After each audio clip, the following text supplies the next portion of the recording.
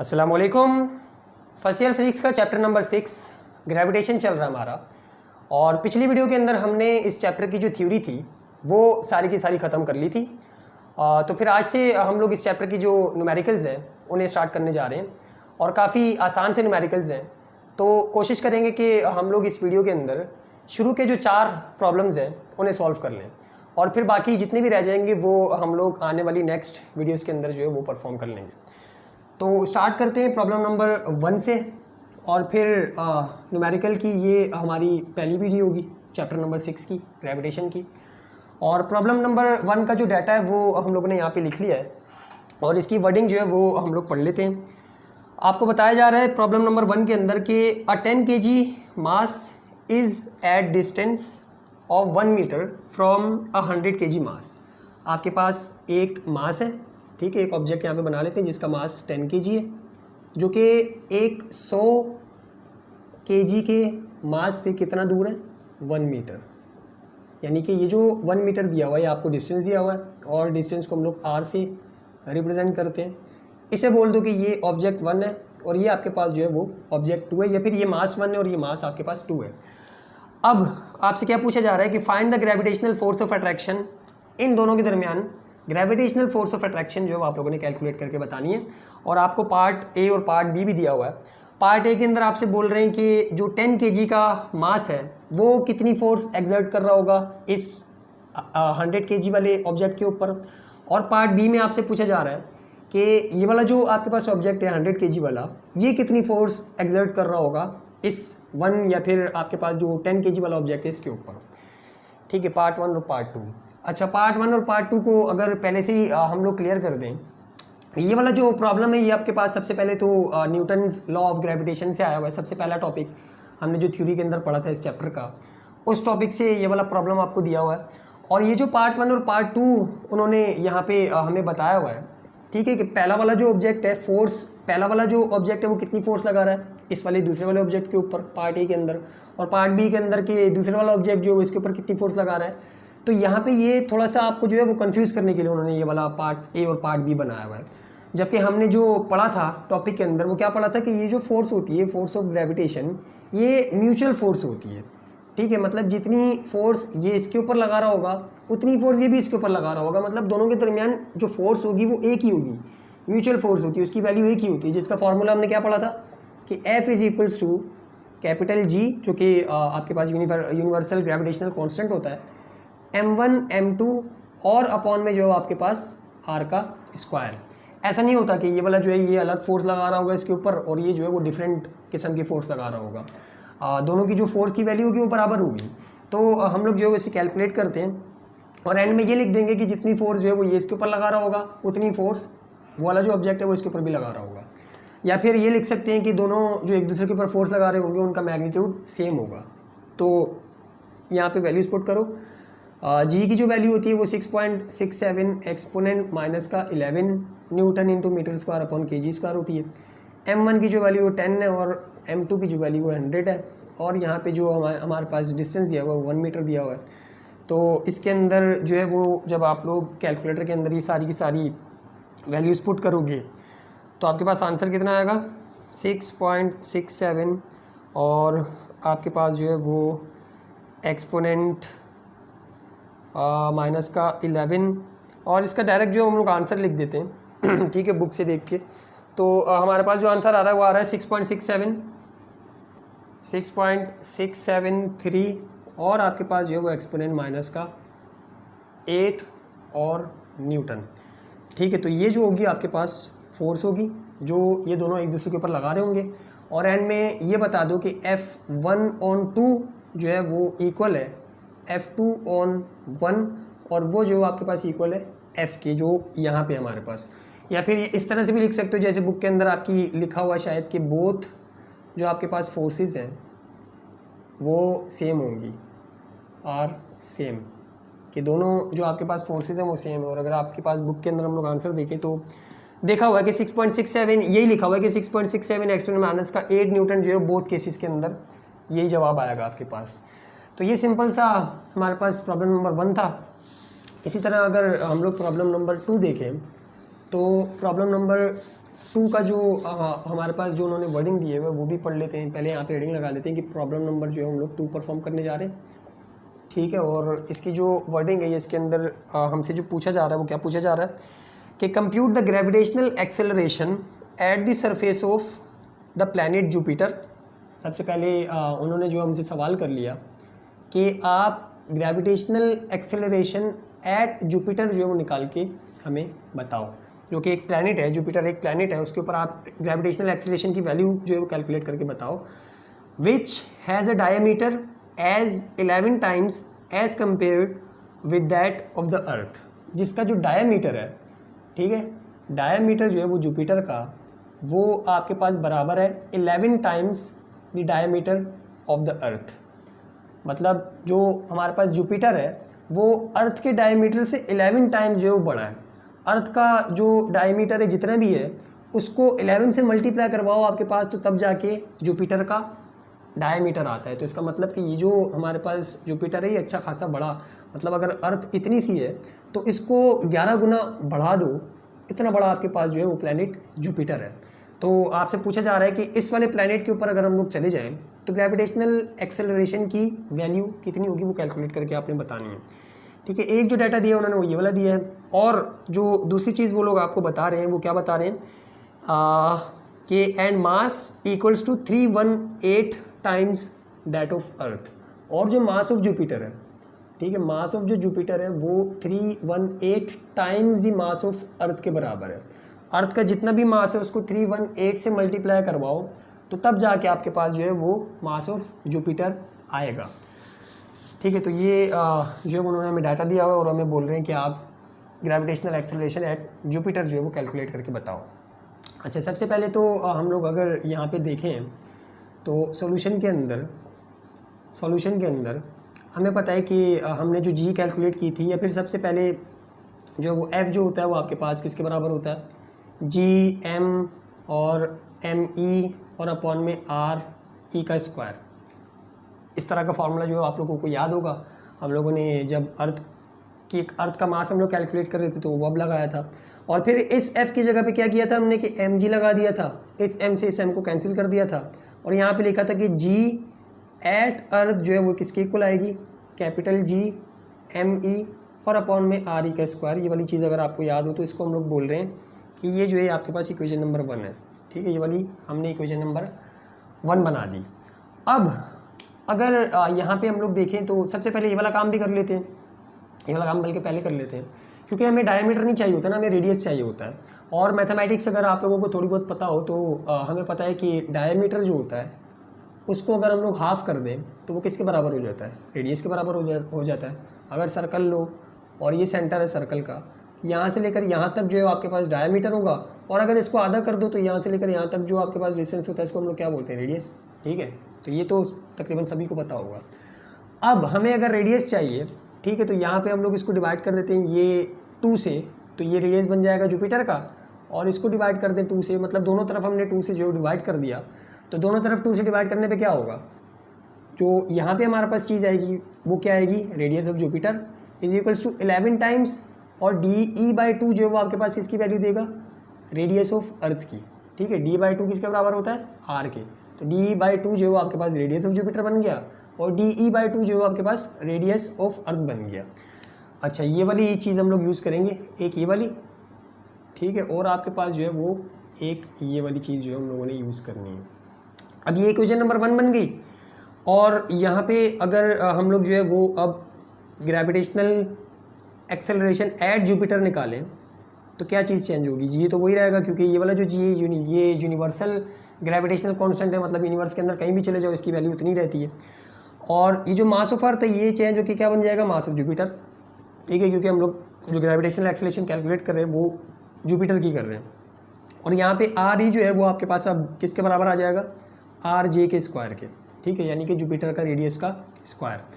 अब अगर इसके अंदर हम लोग वैल्यूज पुट कर दें, ठीक है, इसके अंदर जो अगर हम लोग वैल्यूज पुट कर दें तो हमारे पास जो क्या चीज़ बनेगी, gravitational acceleration at Jupiter is equals to G अपनी जगह पे, एम जी की जो वैल्यू वो उन्होंने क्या दी हुई 318 टाइम्स द मास ऑफ अर्थ, ठीक है। और जो आर जे की वैल्यू क्या दी हुई है 11 और आर ई और इसका होल स्क्वायर।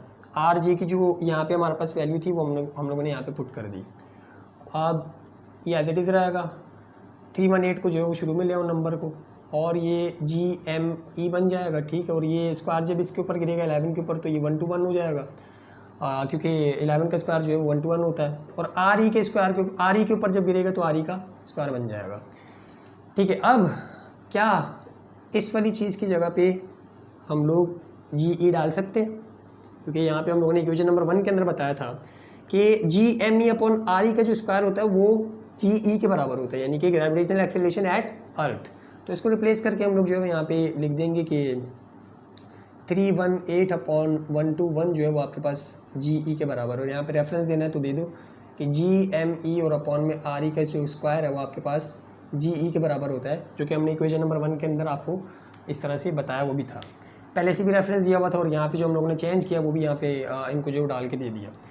तो बस अब सिंपली जो है वो यहाँ पे 318 को जो है वो डिवाइड करो 318 डिवाइडेड बाय 121, तो आपके पास आंसर जो आएगा वो आएगा 2.628 और साथ में टाइम्स जी ई।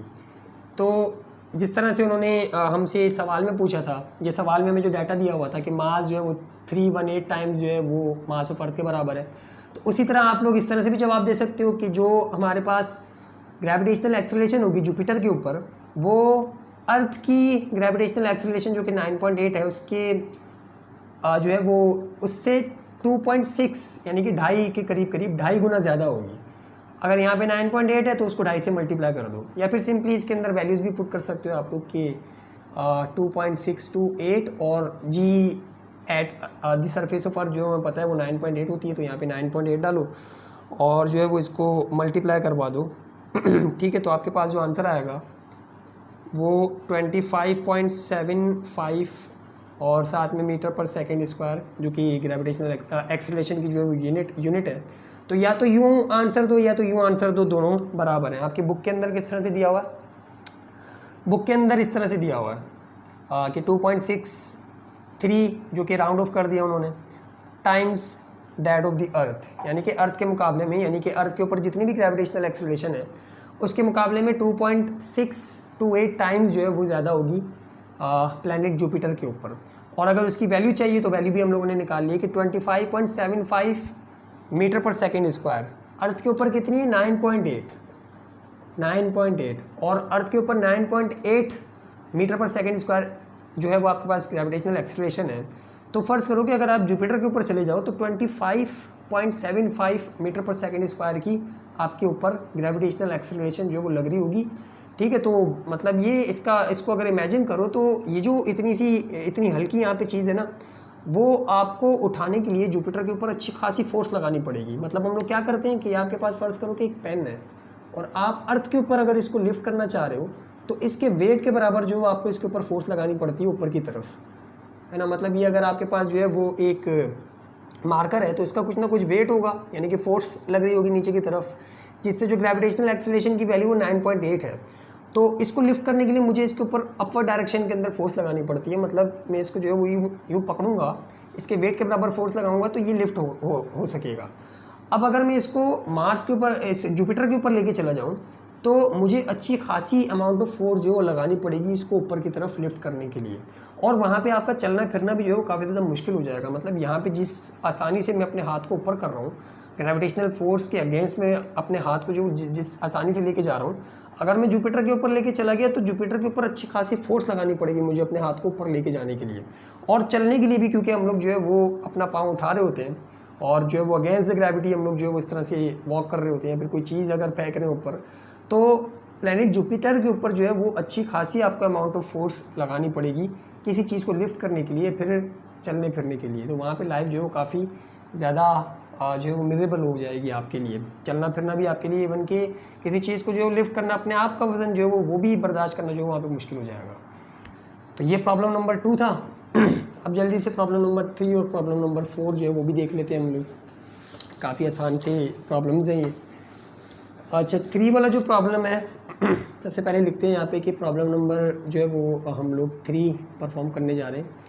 और 3 जो है वो आपसे क्या बोल रहे हैं कि mass of the planet Jupiter is 1.9 exponent 27 kg। अब इसकी वैल्यू दे दी है आपको कि मास ऑफ द जुपिटर जो है वो आपके पास कितनी है, कितना दिया हुआ है 1.9 एक्सपोनेंट जो है वो आपके पास 27 kg, ठीक है।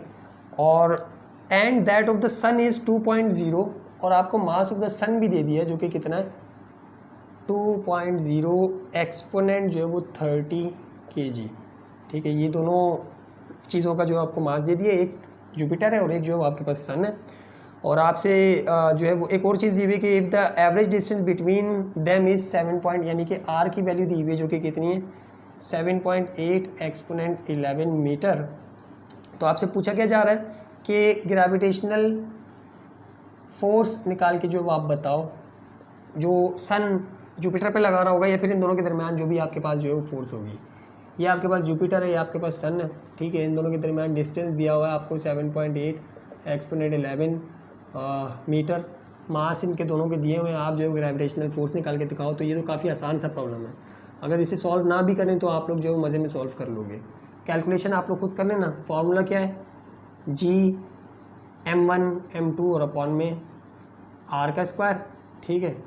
यहाँ पे m1 जो आपके पास मास ऑफ जुपिटर है, m2 जो आपके पास सन है, r की जो वैल्यू आपको दी हुई है, g की जो वैल्यू होती है वो कितनी होती है 6.67 एक्सपोनेंट माइनस का 11 kg क्या होती है newton into metre square upon kg square, ठीक है। तो यहाँ पे पुट कर दो 6 पॉइंट कितनी आएगी 6.67 एक्सपोनेंट माइनस का 11 और 1.9 एक्सपोनेंट 27 और आपके पास 2.0 एक्सपोनेंट जो है वो 30 और यहाँ पे आ जाएगा 7.8 एक्सपोनेंट 11 और इसका स्क्वायर।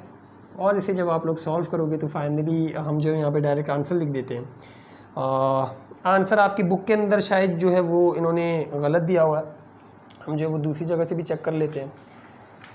इसका जो आंसर आएगा वो आएगा 4.16, ठीक है 4.16 और एक्सपोनेंट 23 न्यूटन। आपकी बुक के अंदर जो है उसका आंसर गलत लिखा हुआ। अगर आपके पास पुरानी बुक के अपडेट नहीं हुई अभी तक, तो आपकी बुक के अंदर जो आंसर इन्होंने दिया हुआ है वो 1.613 करके कुछ जो है वो इस तरह से दिया हुआ है मीटर पर सेकंड। दो आंसर दिए हैं मीटर पर सेकंड स्क्वायर और इस तरह से करके कुछ जो है वो 69.8 लिखा हुआ है। तो ये गलत है बुक के अंदर, इसको काट देना और आपका जो आंसर आएगा वो इस तरह से आएगा, तो इस तरह से लिख देना, ठीक है। कैलकुलेटर के अंदर सॉल्व करके इस तरह से लिख देना। ये था हमारे पास प्रॉब्लम नंबर 3 और आखिरी प्रॉब्लम आज की वीडियो का जो है हम लोग देखते हैं और फिर जो है वो कल या फिर अगली वीडियो के अंदर जो है वो हम लोग बाकी के प्रॉब्लम जितने भी रहते हैं वो परफॉर्म कर लेंगे। तो प्रॉब्लम नंबर 4 के ऊपर बढ़ते हैं और देखते हैं कि प्रॉब्लम नंबर 4 हमें क्या बता रहा है। बोल रहे हैं कि the radius of the moon is 27% of that of the earth's radius. जो रेडियस ऑफ मून है, ठीक है, वो 27% जो है वो अर्थ के रेडियस के बराबर है। मतलब मून का जितना रेडियस है अर्थ के मुकाबले में, या फिर अर्थ का जो रेडियस है उसका 27% निकालो तो वो रेडियस बनेगा मून का, ठीक है। और इसी तरह बोल रहे हैं कि the mass is 1.2% of the earth's mass. और जो मास मून का है वो अर्थ के मुकाबले में 1.2% है। अर्थ का जितना भी मास है, मतलब अर्थ का अगर 100% मास है तो उसका 1.2% जो है वो मून के मास के बराबर है। ये मून का मास जो वो इतना है 1.2% of that of the mass of earth है। Find the acceleration due to gravity on the surface of moon. आप जो है वो एक्सेलरेशन ड्यू टू ग्रेविटी निकाल के बताओ eight the surface of moon, ठीक है। और इसके अलावा साथ साथ आपसे एक और चीज़ पूछी हुई कि how much will a 4 to 4 newton body weight there. अगर यहाँ पे एक बंदे का वेट या फिर एक बॉडी का वेट 4 to 4 न्यूटन है तो बताओ कि ये मून के ऊपर कितना होगा, ठीक है। सबसे पहले तो अगर इसे हम लोग सॉल्व करें तो जो इन्होंने परसेंटेज में हमें वैल्यू दी हुई है इसे हम लोग चेंज करके डेसिमल के अंदर लेके चले जाते हैं। और डेसिमल के अंदर कैसे लेके जाते हैं हम लोग कि 100 से डिवाइड कर दो, मतलब अगर ये परसेंटेज हटानी हो तो हम लोग क्या करते हैं 100 से डिवाइड कर देते हैं। तो 27 divided by 100 times R E, ठीक है। और मास ऑफ द मून जो है वो 1.2% है, तो इसको भी 100 से डिवाइड कर दो times the mass of the अर्थ। अब जब आप इसे डिवाइड करोगे तो आपके पास आंसर जो है वो कितना आएगा, इसका जो आंसर आएगा वो आएगा 0.27 times the radius of the earth. और इसका जो आंसर आएगा वो आपके पास कितना आएगा, एक पहले से थी, ठीक है, तो 2 जंप और लगवानी है, तो 0.012। इसे कैलकुलेटर के अंदर भी करके जो है वो देख लेते हैं। 27 डिवाइडेड बाय 100, इसका तो 0.27 ही है। और अगर 1.2 को हम लोग डिवाइड करवाएं 100 से तो 0.012, इसका मतलब हमने सही किया। तो ये आपके पास जो वैल्यूज़ है हमने परसेंटेज से हटा के डेसिमल की फॉर्म में जो है उसको लिख दिया। तो ये वाली चीज़ जो हम लोग आगे यूज़ करेंगे। बाकी सेम उसी तरह का जिस तरह का हमने जो है वो जुपिटर वाले केस के अंदर किया था उसी तरह से ये सॉल्व होगा। सबसे पहले हम लोग बताएंगे कि जी ई जो है वो बराबर होता है कैपिटल जी एम ई और अपॉन में आर ई के स्क्वायर के, ठीक है। अब अगर आपको जी एट मून निकालनी है तो आप क्या करो, capital G as it is mass of moon और रेडियस ऑफ मून का स्क्वायर जो है यहाँ पे इस तरह से कर दो। और यहाँ पे capital G mass of moon की वैल्यू कितनी दी हुई है वो वहाँ पे आप लोग देख लो कि 0.012 टाइम्स दी मास ऑफ क्या बोलते हैं अर्थ। अच्छा, यहाँ पे मास ऑफ अर्थ जो हमने नहीं लगाया क्योंकि वहाँ पे था, तो यहाँ पे जो है वो मास ऑफ अर्थ आ गया। और आर एम की जो वैल्यू वो कितनी है 0.27 times the radius of earth और इसका स्क्वायर। अब जब हमारे पास इस नंबर को हम लोग अगर यहाँ पे लेके आ जाए, ठीक है, तो 0.012 और जी एम ई ये स्क्वायर इसके ऊपर गिरेगा 0.27 के ऊपर, तो आपके पास क्या आंसर आएगा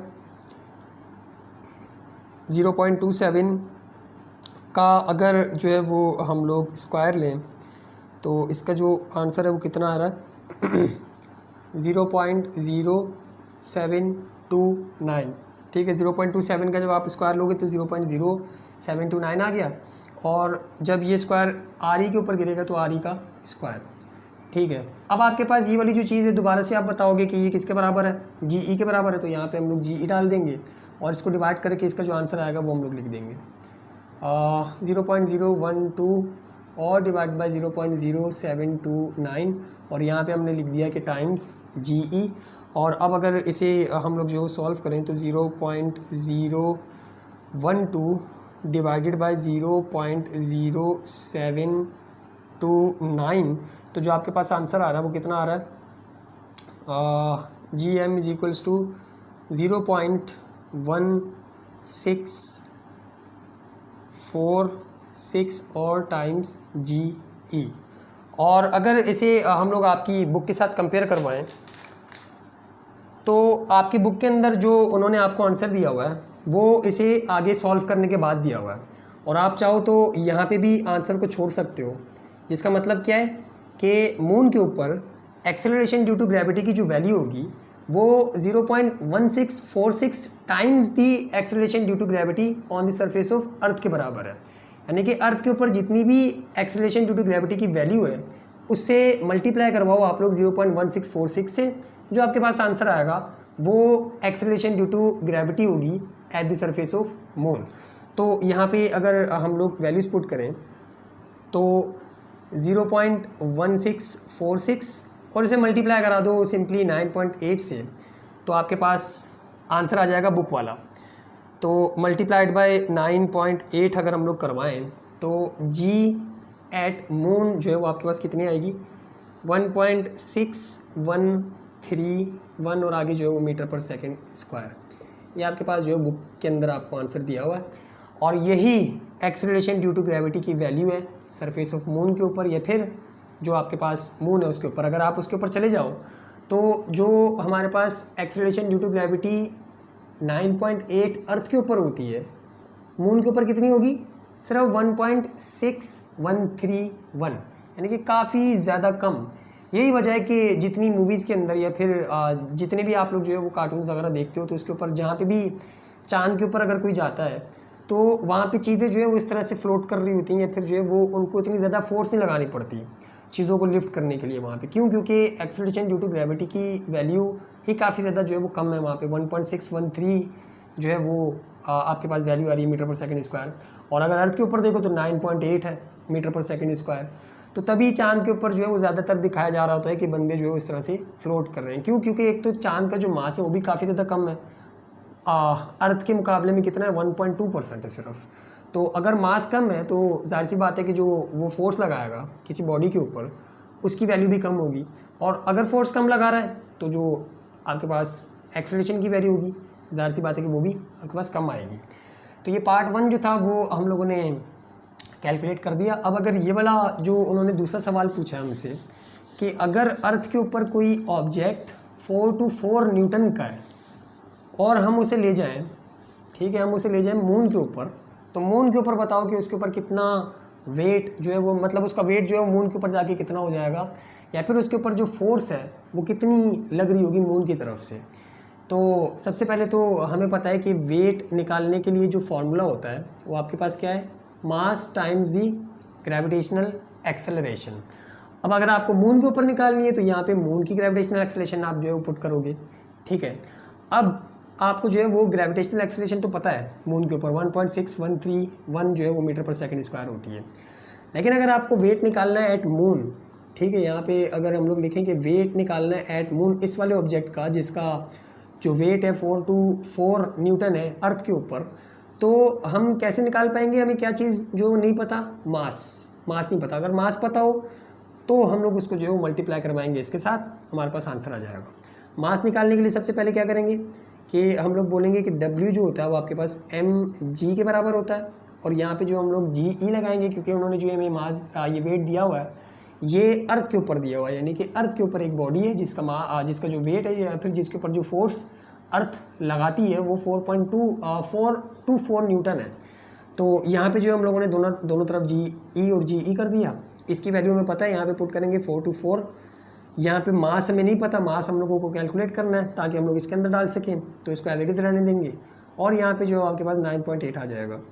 अब ये जब आगे यहाँ पे डिवाइड होगा तो फाइनली आपको मास पता लग जाएगा कि इस वाली बॉडी का जो है वो मास कितना है।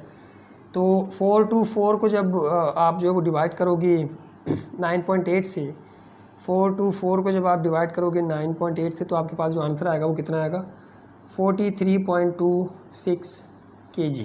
तो इसका मतलब क्या हुआ कि जो मास था इस वाले ऑब्जेक्ट का वो 43.2 kg था, 43.26 kg था। तो उसका वेट जो था अर्थ के ऊपर कितना बन रहा था, 4 to 4 न्यूटन, यानी कि अर्थ को इस वाले मास के ऊपर जो फोर्स लगा रही थी, जो उसकी वेट की फोर्स थी, जो मतलब अर्थ जिस फोर्स से उसको खींच रही थी वो कितनी थी, 4 to 4 न्यूटन। अब अगर मून के ऊपर ले जाए तो कितना होगा इसको देखते हैं। मास यहाँ पे अगर हम लोग डालें, यहाँ पे लिख दो कि ये जो है ये वेट हम लोग मून के ऊपर देख रहे हैं, तो मास हम लोग डालेंगे वही 43.26, क्योंकि आप लोगों को पता है कि जो मास है वो एक कॉन्स्टेंट क्वांटिटी है।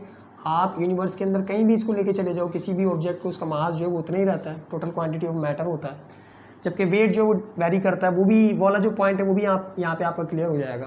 कैसे कि यहाँ पे अब हम लोग जो है वो जी की value eight the surface of moon डालेंगे, जो कि कितनी आई थी 1.6 मिटा दी वो, तो 1.613।